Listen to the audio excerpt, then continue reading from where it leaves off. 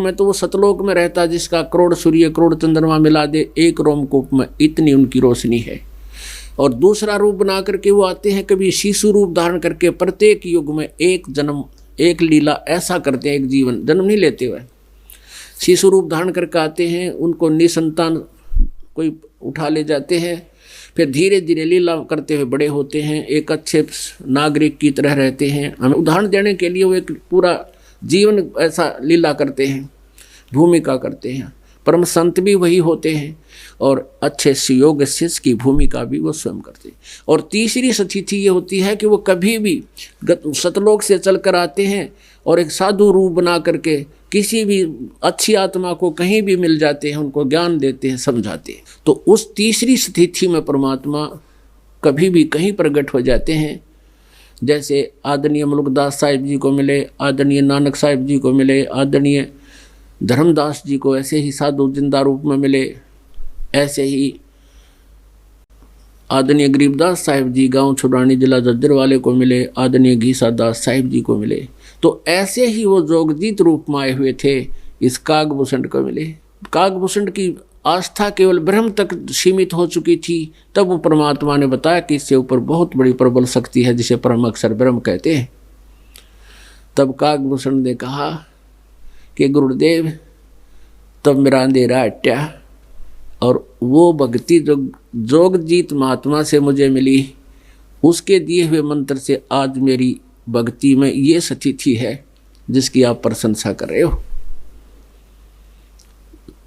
लेकिन पुण्यात्माओं, मोक्ष ना गरुड़ का है और ना कागभूषण का है। फिर भी कहने का भाव ये है कि जैसे जिनको मनुष्य जीवन प्राप्त है और जो भक्ति चाह रहे हैं, भगवान के लिए भटक रहे हैं, वो पुण्यात्मा महापुण्यात्माएं हैं।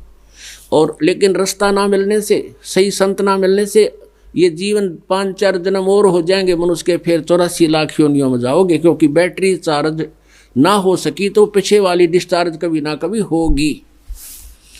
तो आज आपको चार्जर मिल गया और इसको इतना चार्ज कर लो कि ये फिर जरूरत ना पड़े, सतलोक चले जाएंगे हम और फिर हमारी कभी वहाँ बैटरी डिस्चार्ज नहीं होगी।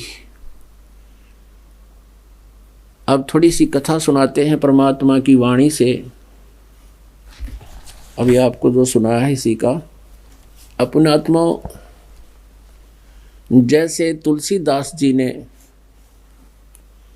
श्री रामचंद्र जी की कहानी, वो रामायण लाखों वर्ष पहले जो घटनाएं घटी थी, अब कलयुग के अंदर अपनी सिंपल भाषा में चौपाइयों के माध्यम से ज्यों की त्यों लिख दी, लिपिबद्ध कर दी। तो ये दिव्य दृष्टि होती है ऐसे संतों के पास। तो उनकी दिव्य दृष्टि जैसे दूरबीन समझ लो, दूरबीन, तो दूरबीन की क्षमता होती है। तो तुलसीदास जी की दूरबीन जो खुली थी उसकी क्षमता थोड़ी थी। उसने श्री राम तक को ही अपना इष्ट माना और उसी की पीछे बीती हुई घटनाओं का जो त्यों वर्णन कर दिया।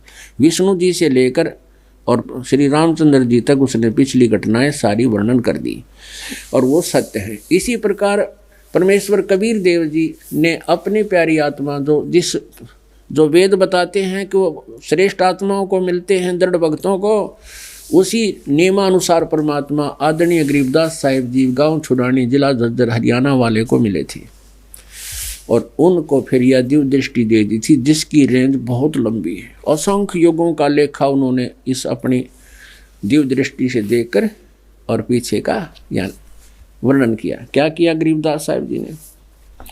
बूझे गरुड़ भूषण बियाना, मोसे कहो भेद विधि नाना, बचन सुशील दृष्टि अनुरागी ही, देवता की दे द्वार मुख कागा, कलंगी 3 शीस पर साजय, शब्द कुलावल हरख निवाजय, मधुकर बैन सुनत हो शांति, कहो भूषणिया की उत्पाती, श्रवण सुमृत वचन उमेदा, धाम रसायन सब तन बोधा, बचन सुनत सुख होए आनंदा, भेद कहो निज परमानंदा, कमल कपोल मधुर तोरे बैन बैन तोरे, सुनते शब्द पाप कटे मोरे। आद अनादि कथा विस्तारा, मोको भेद कहो तत्सारा। परम भेद कहो बहु भांति, कटे हमारे मन की कांति।